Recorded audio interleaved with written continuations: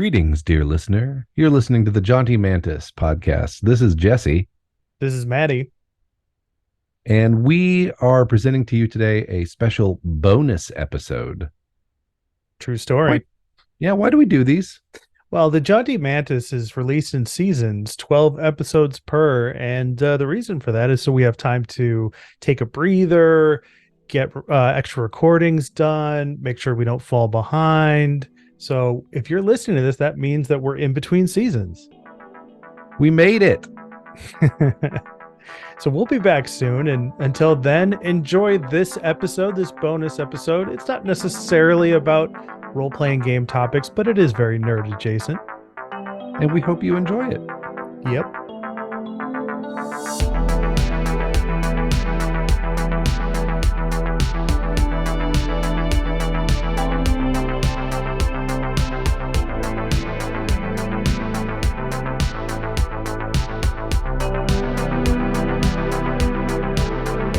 Welcome back to the Jaunty Mantis. This is a podcast about creative questions for curious gamers. We are those two curious gamers. My name is Matty, and with me is my beautiful co-host, Jesse.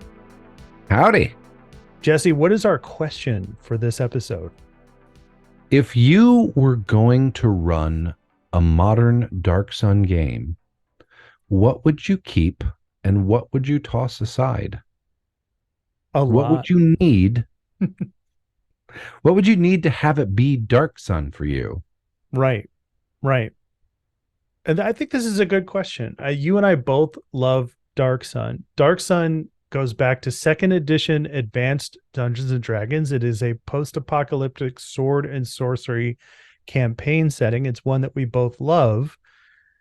But let me ask you this question before we start. Do we really need to adjust things? Like, where did the inspiration for this come from? Okay, so I think we've talked on a couple episodes. I've been kicking around the idea of running a Dark Sun game. I just love Dark Sun. I love the world so much. Mhm. And I'm not sure if that's nostalgia or not, but I keep coming back to the idea of it. And I just, I think we've come so far in what we think about rules and what RPGs can do since 1994 or whatever, since Advanced Dungeons and Dragons second edition. Like, what system should I run it in? Mhm. But then I hit the stumbling block. There's these elements that are baked into the rules for Advanced Dungeons and Dragons second edition Dark Sun Mhm. that I feel I need to keep or modify. And then it's like hacking a whole other system or something on. Mhm. Well, you have a very vast knowledge of other role-playing games. Could you take Dark Sun and put it into another system, like, I don't know, Savage Worlds or what is it, Goobers? What's the one with the G? What's it? Goobers. What the hell's wrong? Goobers. What's Yeah, wrong so with I me? got advanced goobers. What is it? It starts with a G. It's GURPS. Is that what it is? Oh, GURPS. you should have just stepped with goobers. The generic universal role-playing system, GURPS. Or as I like to call it, Goobers. Yeah, it's weird for how much goobers I played with like one other person in high school. I don't know that I'm qualified to answer this Well, question. to be fair, playing Goobers back then means has a whole other connotation. Anyway, okay. So what are the core essentials? I think this speaks to a larger topic, which is like, if we want to adopt or adapt that intellectual property or that idea for a role-playing game, how do we find a system for it? How do we, because I'm having a similar problem with Star Wars, where I'm just not landing on exactly what system I want to put it in. So this is a very interesting topic for me. So I think with Dark Sun, right, we have to start at what the core essentials are. So what are like the three core essentials that if we can't add anything else, these three things have to be in this game no matter what? There has to be a difference mechanically in the way that defiling and preserving happen in Magic. Definitely. Okay. What's our second thing? Survival. heat exhaustion, dehydration, running out of resources in the desert has to be a thing that has mechanical teeth. Gotcha. And what would be our third absolute? See, for me, it's that there is a psionic system that is different enough from magic to not just be magic reflavored. Yeah. I would have, that's a great one. I would have said something that thematically, um, because with the first two, we've definitely got our post-apocalyptic feel to it.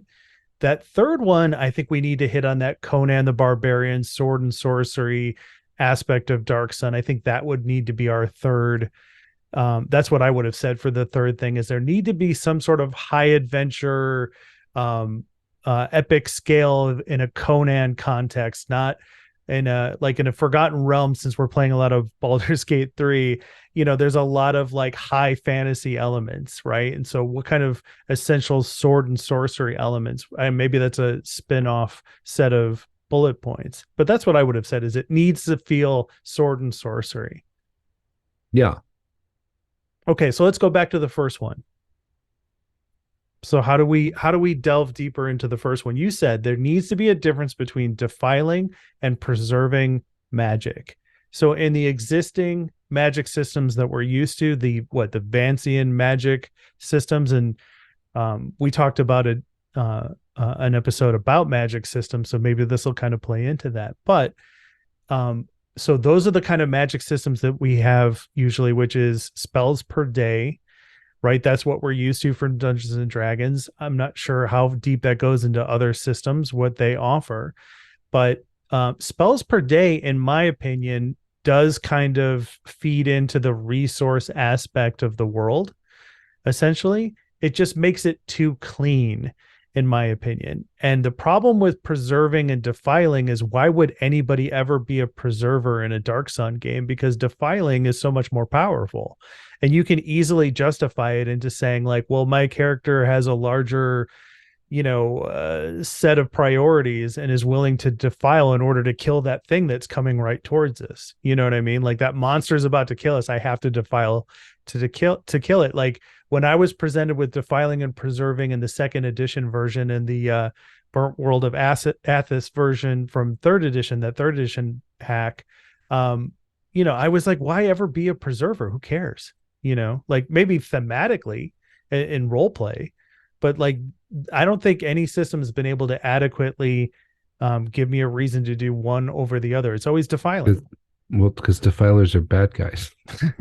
Yeah, but who cares? Because Everybody's a bad guy. they're literally killing the earth for their own power. But and go ahead. The people around them probably don't take that real well. Like the farmer whose field you're standing in, when you turn it to ash where nothing will ever grow again, probably, once he gets over his terror of you as a wizard, he's going to get all the other villagers to kick you to death because, I mean, you're bad news. Give me a compelling reason to run a preserver. What is it? Defilers are not a player character class. Oh, okay. So you can only play a preserver if you want to use magic. If you want to use magic, you got to be a preserver. Mm-hmm. So then okay, so here's my issue with that is that I've read the Troy Denning Dark Sun books and I love the idea of playing a preserver and then having these moments where I have to defile, right? And it kind of makes me think of the Star Wars D20 that had the dark side points in it, where it's like you used their force power system, which was skill based. And if you wanted to pull a little bit of extra something to make whatever you were trying to do that much more effective, you could take a dark side point to do it. And then eventually that led to, I think, you losing your character or something. But like you could do something like that where you're a magic user and you have a like a 1 to 10, let's say, or a 1 to 6 set of points of milestones. And this is like your defiling track or whatever. And every time you defile, you put one on the track, right? And then at the end of it, you lose your character because now you're an NPC, you're a bad guy, like you've been compromised. Yeah. This is just hashtag Sadira was right. Um, I mean, what I would want to do is like 5e, spend advantage or Mm-hmm. spend inspiration. You can cast a spell as being one spell slot lower than you're actually casting it if you defile Mm-hmm. in a moment of panic as a preserver or a moment when you need to. So Gotcha. you could cast a fireball as a second level spell, like using a second level slot. Mm-hmm. I think I see what you're saying, and I like that. I think 5e would not make a good Dark Sun rule system because the majority of the classes are spellcasters. Yeah, and then there's also then that other crux of like the whole psionics requirement that I Mm-hmm. have Mm-hmm. for it as well, and there is no support for that in official 5e stuff, and I have not really cared for any of the homebrew ones I found, and I Mm. am not building an entire another wing of the game for a campaign. Yeah. Yeah. I think what about the idea of making it that the different classes run on different experience tracks? Back in the day, the thief and the fighter used to be on a faster experience point track than the wizard, if I'm not Mm-hmm. mistaken, like second edition or first edition, maybe.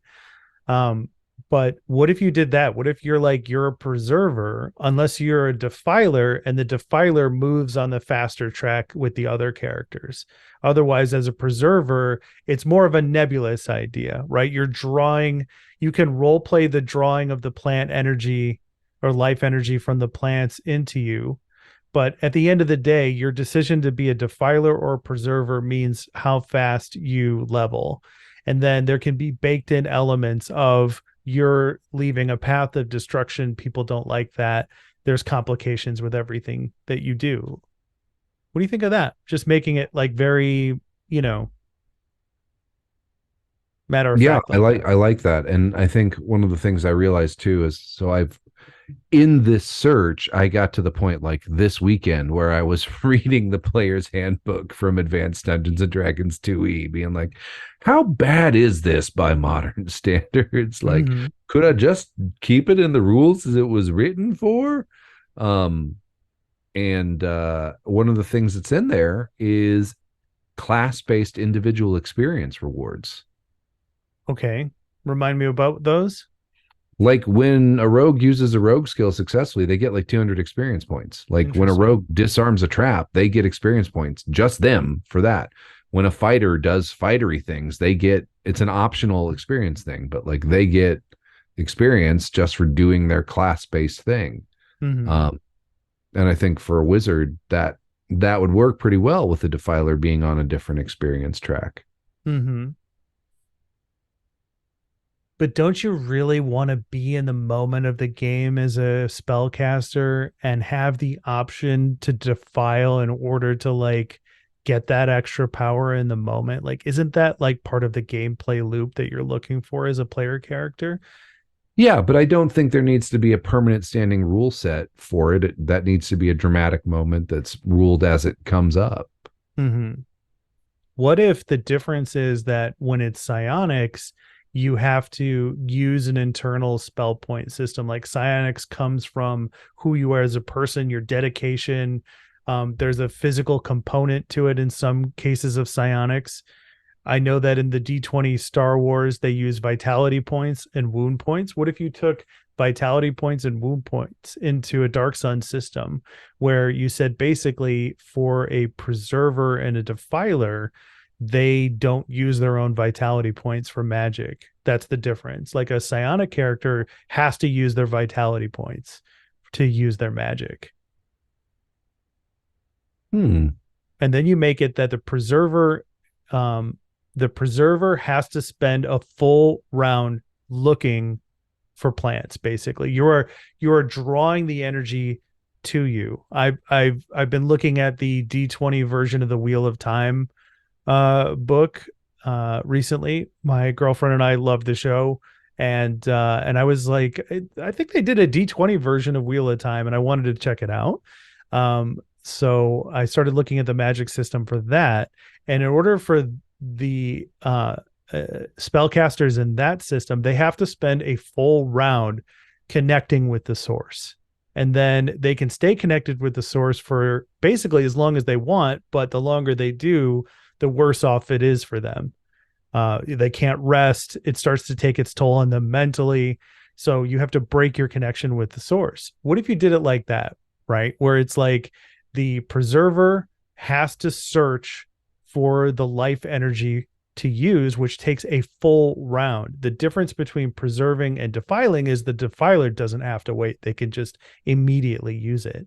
Yeah, they just don't care. Mm-hmm. Yeah, So I would almost say like just use the sorcerer as the defiler. these from third edition sorcerer. I mean, yeah, just like a more spells per day Mm-hmm. caster. I think I was thinking 5e when I said that, but I don't know. Yeah, I'm not familiar with the sorcerer in 5e. I am familiar enough with the sorcerer in third edition Dungeons and Dragons. They have less spell choices, but they have more spells per day. I Mm-hmm. think that's actually still true in 5e, like it was in. I mean, what happens when your defiler wants to stop defiling? Like, what, you know what I mean? Like, where's the, you know, the problem I have with this just being a switch that you put yes or no on is that, I could see myself playing a character who is a defiler, but then isn't going to do it in front of other people in some circumstances where it's not necessary. So it occurs to me like probably what now, like 10 minutes into this conversation. Did we explain what this was? What do you mean? In Dark Sun, sorcery or magic comes from life Mm-hmm. in a way that psionics does not. Mm-hmm. And so the reason the world is a blasted desert hellscape is there was this war of genocide against all non-human races by someone who was not about humans being in charge, but that was just the tool he wanted to use. He was going to get them too if he hadn't been thwarted. And all the sorcery that was used during this basically drained the life force from the world. So it's just almost all desert. The sea evaporated to silt. There's like one forest left in the world. It's typically 130 degrees during the day. Like Mm-hmm. it's a terrible, terrible place. It's like, it's a world on its last legs. And so that's defiling magic, where you just without a care draw the life from the ground itself. If you think about I can't believe I'm going to say this from a scientific perspective, the biota in the soil, the bacteria and whatever, that counts too. Mm-hmm. So, like in second edition, a defiler, when they cast a spell, would basically turn the ground in a ring around them, like a number of feet, like 10 feet times the spell level cast. You cast a magic missile, you're surrounded by a 10-foot wide ring of ash as all the life in the earth and all the plants just died to fuel your spell. Preservers draw magic more slowly and more carefully, and so don't kill the world by using magic. Mm-hmm. And the challenge from a story perspective is that the common folk don't really draw a distinction between defilers and preservers. All wizards are bad. Mm-hmm. And in that case, wizards, regardless of the defiling or preserving, should come with a charisma based penalty to everything that they do. Like there should be something unnerving about them that they can't seem to hide as best as they try. Like that should be the penalty for playing that class. Because in a world where you have to draw life force for your power, you either need to create a system that addresses that or adjust accordingly, because then they're way too powerful if you think about it. Yeah. Yeah. And this is the thing that's like the thought about this is a rare magic setting. Mm-hmm. Like it's rare everything, actually rare metal, rare water, rare, but like it's a rare magic setting, and you'd really have to lean into that, like where All right. Well, then what about using the scarcity die for spell casting? We talked about this in a past episode for magic systems and player character roles, and we talked about using, I think it was from Black Hack, the scarcity die system for like torches and whatnot. What if you use that for spellcasters? That because magic has this factor to it, whenever a wizard uses their magic, their spells work on a scarcity die system, and you can avoid dropping in scarcity die by defiling. Like you can choose to cast a spell as a defiler, and it means that the scarcity die does not come into effect. What do you think? I like that idea a lot, actually. Black Hack does seem like a pretty good way to go. I mean, it's untested, right? Yeah, yeah. I don't I might have this dumb instinct to make it slightly more complex, because I think when we had talked about this originally, we talked about the idea of like you have a scarcity die for each level of spell you can cast. Mm-hmm. And we said, yeah, there'd be a lot of tracking. I would say that the scarcity die should be one higher for a defiler, Mm-hmm. but it steps down on a one, two, or three. Yeah, right. Because they burn up their resources faster. Yeah. Yeah, that makes a lot more sense. Yeah, Like, so you have on the I think it's you more just solved it use, right but there. you burn through it faster. Yeah, so you get more power, but you burn through your spells faster because you're playing with life energy that you're drawing from the world, and because the common populace cannot, well, it doesn't really have a distinction between preserver and defiler. To them, it's all the same thing. So essentially, other than the black ring of destroyed earth around the defiler, to the common person, it's the same thing, you Yeah. know. So I like that a lot more. Use a scarcity dice system, and the defiler is more powerful but can burn out faster, and the preserver is less powerful but doesn't burn out as fast. I think that's the perfect way to do it. Yep. So okay, so topic is point number 2 of absolute things that need to be in this game is psionics. So what are we going to do about psionics then? See, this is where I have no idea. I Okay. like Well, what's getting in your way? Is it everything or is it specific stuff? I want it to feel like it's different from magic. Mm-hmm. Are you at all familiar? I don't know if you ever used them with the player's option and then the revised Dark Sun psionics rules. I think so. Refresh me though. So basically, it added every character had a mental armor class and a mental thaco, Interesting. and your psionic attack modes against someone with a closed mind, like another psychic. The goal, like the damage, was in their PSP, their power points. Mm-hmm. So if you rolled your mental to hit against their mental armor class and you hit, and then you rolled damage, they would lose that many power points. Mm-hmm.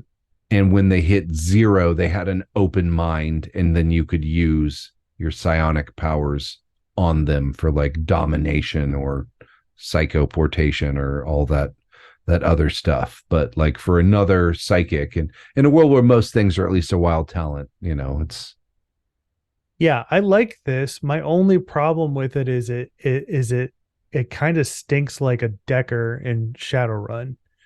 You know what I mean? The guy with the computer keytar who plugs into the mainframe, and then that person's basically playing their own version of Shadowrun, and everybody's just kind of sitting around being like, "All right, well, let us know when you're done whatever the fuck you're doing." You know what I mean? So yeah.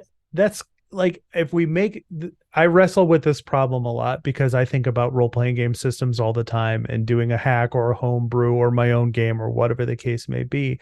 And I think there's something to be said about over complexity in systems.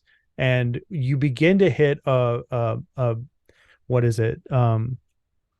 Uh Point of diminishing returns, where it's like the thing you're working on is cool, but the more complex it gets after a certain point, the less value it has for the overall system. And I feel like psionics, if it's that complex in the way that you just described it, is doing more than dipping a toe into diminishing returns. I feel like it's just jumping in like a cannonball. Like, we want these systems to be different, but we don't want them to be so different that people at the table are checking their phones while the psionic character is playing. Does that make any sense? Makes total sense. Yeah. I mean, in a combat situation, it's just their turn. Mm-hmm. They're engaged in it. And um, it'd be fairly quick if it was just one on one. Right. It's not like people have pools of hundreds of PSP unless they're like the dragon.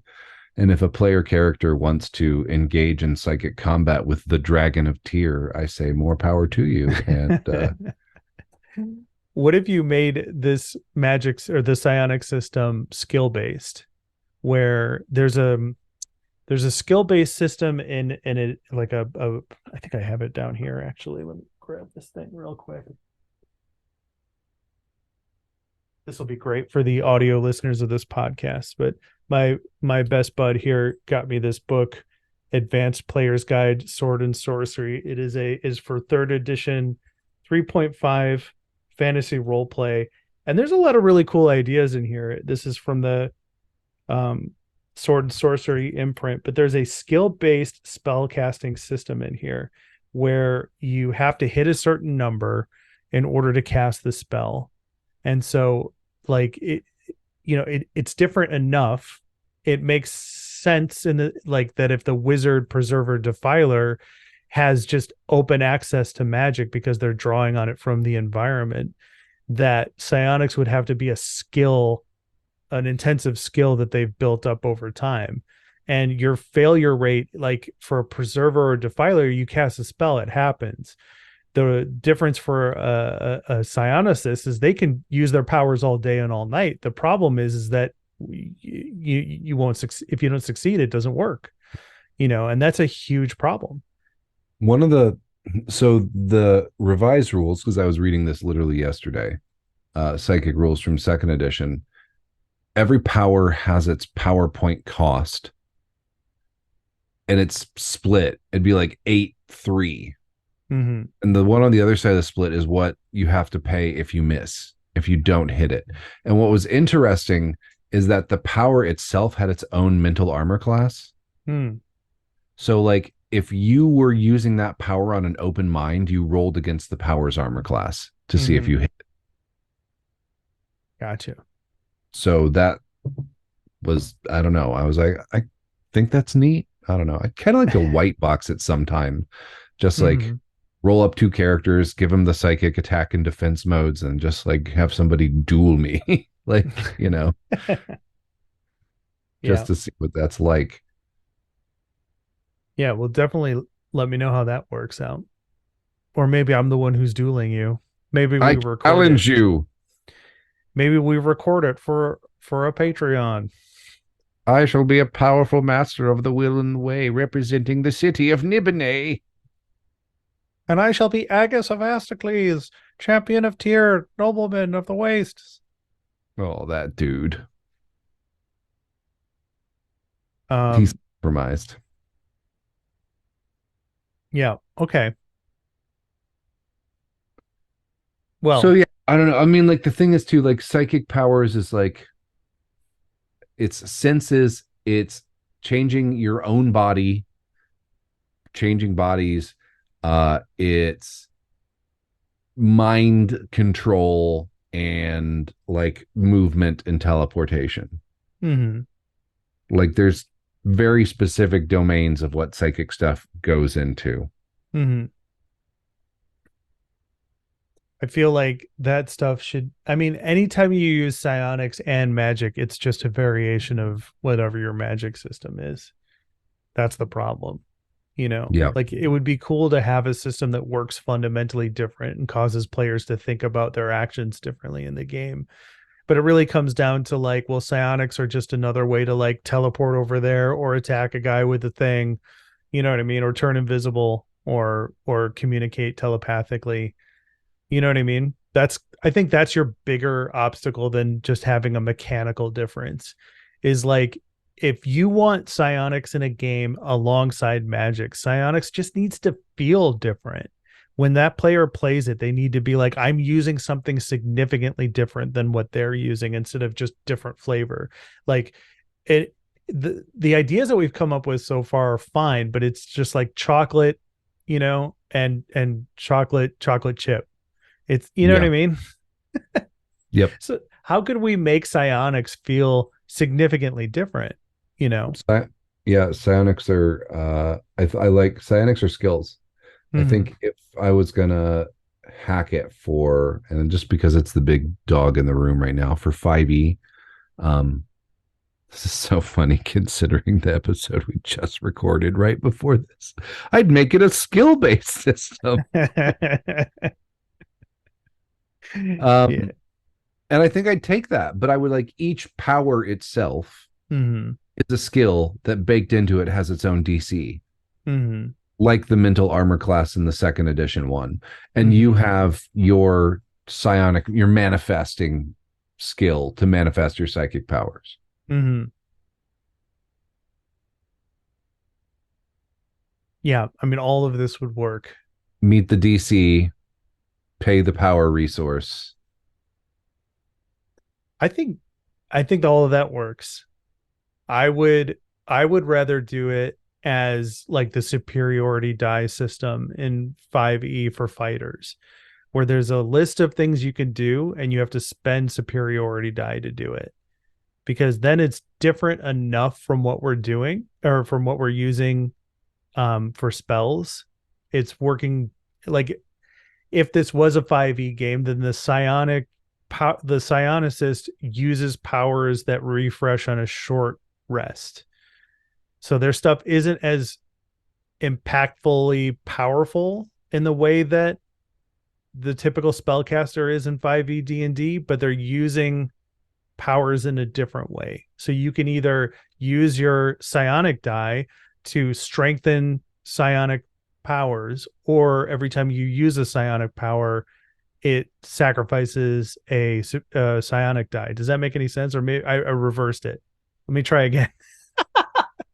Let me try again. When you use a psionic power, you sacrifice a psionic die. You can also then roll psionic die to empower that power to make it even more powerful. What do you think? Yeah, that could That's work. how it would do it in 5e. What's interesting is, so in the original rules, it divides, you have your basic like schools of like psychometry or whatever, like all of your different, like, I forget what they're called, the category names Disciplines. are. Disciplines, yes. And within each discipline, you have sciences, which are like the super powerful stuff, and devotions, which are the little minor stuff. Mm-hmm. And there's no level on any power. So, Interesting. like, as a first level scion, you have like, I think like one science and two devotions from like one discipline. So you could go for the one that disintegrates people. Like you could just pick, like, there's no scale on the powers themselves. Mm-hmm. And that's the thing that makes it different. Mm-hmm. Well, then what's the balancing factor? Oh, it's second edition. There was no balance. No, I mean, but for your game, this Dark Sun game that we're working on right now, we need to attempt to balance. I'm not saying it has to be successful, but we need to attempt some sort of balance. Yeah, I'm still at Dewey. Like that's Well, then remind me to play a psionicist in this Dark Sun game so I can okay. disintegrate everybody and not have Okay. to worry about hurting the planet. Yeah. Well, I mean, there's a limit to the number of, you know, Times you can do it. number of times you can disintegrate somebody. I only So need one. All right, so we're gonna leave this one kind of hanging. For psionics, our third category. Remind me what that was since we had different ones. What was My yours? category was the psionics one. The What was psionics your? one is where we differed. Oh, what was our second one then? Resources need to be Resources. mechanically have teeth for survival in the desert. And I think we've kind of mapped that one up with the scarcity die. Okay. Well, let me pose something to you then. What if there is a generic trait like hit points that's called resource? So your character has a resource score, and then everything that you do in this game affects your resource score. So when you run out of water, you take a penalty to your resource. When your resource score drops below a certain amount, it's really bad. And for the psionicist character, they spend points out of the resource category. You see what I'm saying? If you're exposed to extreme conditions like you are in Dark Sun, you don't have enough water, you lose resources. That could work. Like getting into a fight in a desert world where the temperature during the day is 130 degrees. I mean, I can't see those fights lasting very long. No, and you don't want to be bleeding. You probably do not want to be bleeding at all in that heat because there goes your water. Mm-hmm. So I don't even know if we need hit points anymore. Just make a generic resource pool. Hit like that, like when you take damage, it takes it out of your resource pool. When you run out of water, it takes it out of your resource pool. When you're using psionic powers, it takes it out of your resource pool. You know, So everything you do kills you. well, I mean, that's fitting with what we wanted from the setting, right? Like, as much as I love that second edition Dark Sun game and all the other versions of it that have come up, very rarely have they really keyed into that survivalist aspect. I think that needs to be a huge part of your Dark Sun game is like survival. Yeah. Like you can't do stupid shit in this world. It'll get you killed, and that goes beyond doing like, well, this is a more grittier rule system or hardcore system or whatever. Like there needs to be direct penalty or consequences to everything. And how do you really do that? You know what I mean? Like my character, as a player character, I'm less likely to mouth off to a half giant Templar guard, you know, if I know that the journey it took me to get to this point has left me very vulnerable, you Yeah. know. And I think that's what we want to go for is like everything in this world is trying to kill you. So how about that's the system? Everything has a cost to it. You want to use a skill, it's got a cost to it. You could do a scarcity die for every resource, or I'm sorry, for every ability. So like instead of you rolling up ability scores, you just choose your ability score scarcity die. So strength is like, let's say a D8, if that's your highest one that you You want. just Or I you just made a really compelling argument that the best way to run Dark Sun is to hack Gumshoe. Like okay, explain. so the gumshoe system is it's the investigation one. You always find the clue, but Mm-hmm. you can spend your resource to like get more information. So you actually are stepping die the pool of your attributes. Mm-hmm. Um There you go. or or the cipher system actually. Oh, Like, okay. I'm familiar with the cipher system. Explain. well, yeah, because you spend your points to get bonuses on your rolls. Mm-hmm. Right? You burn some speed to get like a bonus to, make it so you don't have to roll or you overcome this level 3 challenge or whatever. Like, Right. But with the cipher system, you'd have to bump it up a notch so that everything you do is also costing your speed and might, and intellect in order to really drive home the point that this is a dangerous world. Like people don't survive in this setting. That's just a common aspect of life. So why is it that your character gets to do that? Because they're exceptional? Who gives a shit? You make it sound so appealing. Well, that's look, this is part of I mentioned this before, but this is my biggest problem with these kind of games. Is like, oh, this is a harsh environment. Okay, cool. Why do I feel like I'm empowered to do all the things I normally get to do in a role-playing game with little to no consequence? And it's like, well, because your character is exceptional. It's like, well, then we're not really getting the setting down. This all goes back to the failure of our Lizard Man game, which was a success and that we all had fun in it. But to remind the listeners, I wanted to run a grittier, more hardcore version of 5e, and I used this Lizard Man game where they all played Lizard Man characters, and I used rules that made 5e D&D more grittier and deadly, and nobody died.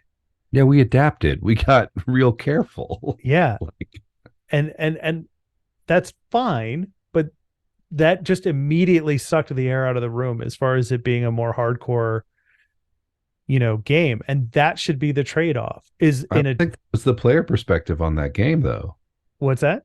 That wasn't the player perspective on that game. Is like we knew it was lethal, and so we were way more careful, and it add an element of uh Mm-hmm.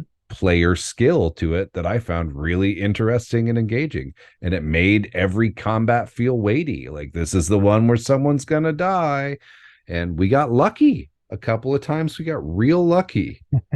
Well, then that is the desired effect.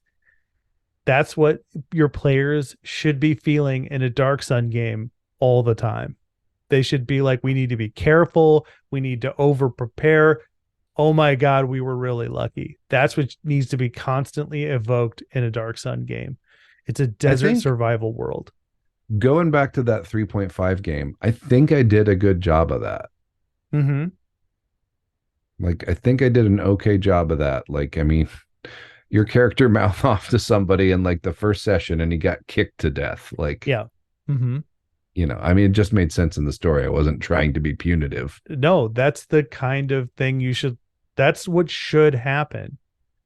I'm just looking for a more mechanical way, you know, okay, you can push your luck, but look, you have a, limited amount of resource to spend in this situation. Yeah, something like trading inspiration for like levels of exhaustion. Yep. Yeah. Ah, okay, cool. What is it? Top three plots to make it sword and sorcery. Top three plots.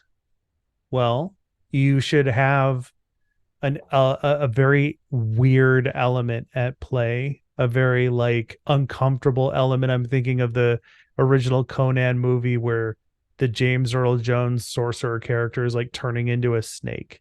So there has to be levels of weird that are scaling upwards. You know what I mean? That's one of the things I think from having a very literal mind that approach this setting that I love with that literal mind is just like a sorcerer king, like, oh, it's just a multi-class psionic wizard, blah, blah, blah. Like to a person in the setting, a sorcerer king is mystifying and terrifying, like Mm-hmm. utterly like one of the most frightening things you can conceive of, short of the dragon itself. Yeah. This speaks to my problem with elves in most fantasy settings where I looked at elves and maybe more of the Tolkien capacity of them being these weird outsiders who are it's difficult for them to relate to humans in a lot of circumstances. And in a setting like Forgotten Realms, elves are just easily bundled in with everybody else to the point where they're just humans with pointed ears. I know that there's this fun thing in the community for people to do to be like, oh, if your character is a human, you're basic. And it's like, at this point, I got news for you. If you're playing an elf or a dwarf or a gnome, you're basically playing a slightly different human. Like, there's not really much difference there. I mean, if you're doing an accent, more power to you. But like what's really making that that race different from humans. It's like, oh, because they have pointed ears or that they're smaller. It's like, I'm sorry, you're going to have to do better than that. And I don't think playing a human is basic. I mean, maybe playing a human in World of Warcraft is basic, but the majority of our fiction and storytelling around fantasy starts with a human character. And I don't have a problem with playing a human character or with other people playing human characters. It makes sense. And if you're just going to play an elf who acts like a human, well, guess what? You're being basic too, in my opinion. You know, Well, I'm eating that elf because I'm playing a bright green. see, if you want to really play something that's not basic, play an alien fucking insectoid creature from the desert. Yeah, I'm not sleeping. I'm just sitting there staring at the camp members and then be like, I'm the leader now. Someone, when I say that, someone, the elf, you know, better hit me on the face with a newspaper and say, no, I'm the leader because like times are going to get hard and the first one to service the needs of the pack is going to be that elf because they're delicious. And Uh, the elves in Dark Sun are very different, in my they're opinion. real different. Like they are, they're very, very tall. They're very off-putting. Generally speaking, the other races in Athos do not trust them. They have a reputation for being shysters and criminals and swindlers, Raiders, and they don't fit in very well with standard society. Like that's where half elves come in. but they can also, if you go to the elven market, get you things that the Templars don't control. Mm-hmm. Yeah. You know, Yeah. Elves and Dark Sun are not in that basic category, in my opinion. elves in Dark Sun are very like fey in Mm-hmm. the way that someone in Tolkien might be taken by a fey and fell mood. Like they are, Right. and they're like 7 feet tall. That's the other thing that makes them very strange. Yeah. Like Yeah. They're not these super beautiful, pointy eared, all their stuff is made better than everybody else. They're these they're these extremely off-putting desert runners who when you see one, you're like, oh fuck. I hope they want to trade because I'm gonna get ripped off, but I'll live. Mm-hmm. On a Yeah. raid, we can't outrun them. Like, Mm-hmm. Mm-hmm. So what about you? Sword and sorcery elements for the plot. What needs to be the um, as much as I've talked about this, there needs to be a certain moral gray area. Okay, no real good guys, Mm-hmm. That makes sense. no role models. There's no champions of virtue. Mm-hmm. There's So no how do we paladins, translate that basically. into the game? Yeah, Yeah, obviously no paladins. yeah.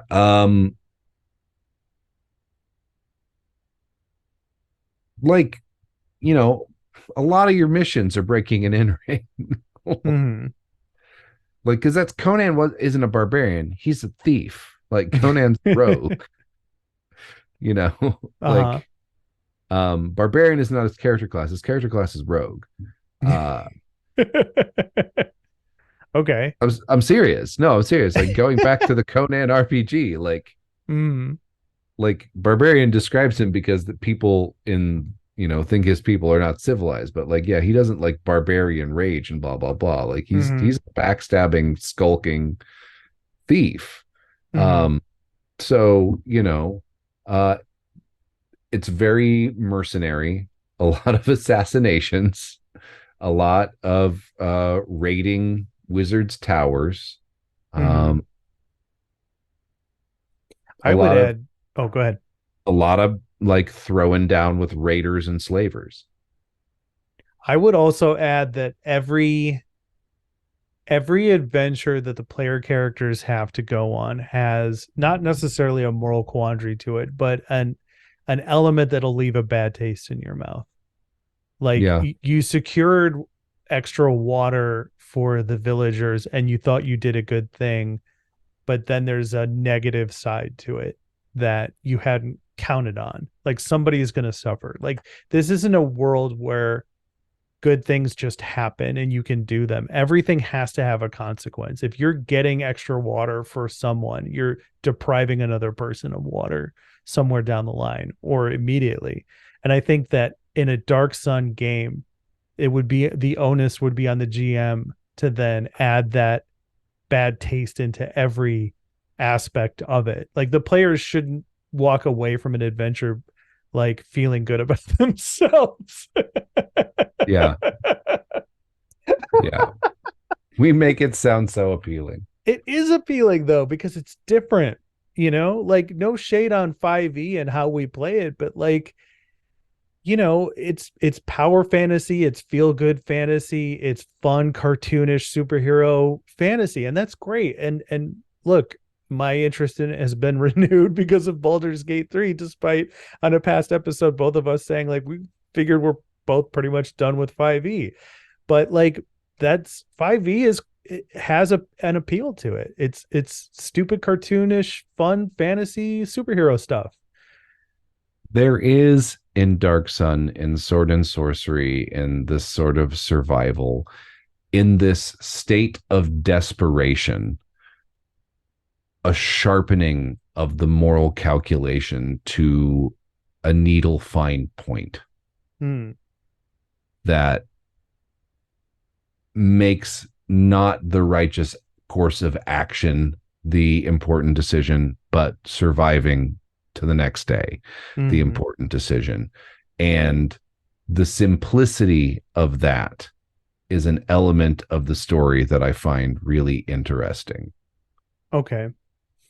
You're not trying to answer great questions of what happened to the world, right, or how do we save it. Right. Then to that point, I would piggyback that by saying the way you get your spells back is by having enough water. Yep. That's how your resource system should work. It shouldn't be spells per day. It should be spells per water, or whatever way that looks. So you can cast an infinite amount of spells if you just had the water to stay hydrated to do it. Or in Baldur's Gate 3, it's like you can't take a long rest without having 40 campfire supplies. So I would work that into the system somehow, is that it doesn't matter if you rest for the night. Like you don't get your spells back. Why would you? Like you're dehydrated, you're in pain. You live in a world of heat and discomfort and danger. Like how could you ever get any sleep at all without being just purely exhausted? So that's what I would do, is the party needs to acquire and maintain a level of resources. And if they don't do it, they start losing stuff like hit points, spells per day, stuff like that. Yeah. Well, thanks for the ideas. Oh yeah. That's what this whole podcast is for. We just pressed record. We did. I had to double check after you said that, despite knowing that I had hit record the moment you hopped on the Zoom call. Well, I think that's all I got in me for Dark Sun. Cool. Yeah. All right. Well, listeners, if you have any additional thoughts on Dark Sun, on a scarcity die-based system, on a resource-based system, maybe there's another role-playing game out there that Jesse and I didn't think of that does it better, that you think would be perfect for this, let us know. Jesse, how would they let us know that? Do we have an email address? We do. You can email us at jauntymantis@gmail.com. All right. And what about Twitter? Are we on Twitter? Yeah. Why? All right. What about Threads and Instagram? I'm kind of in the same, like no one has engaged via those channels. So we have them. It's Jaunty Mantis, one Mantis on X. Yeah.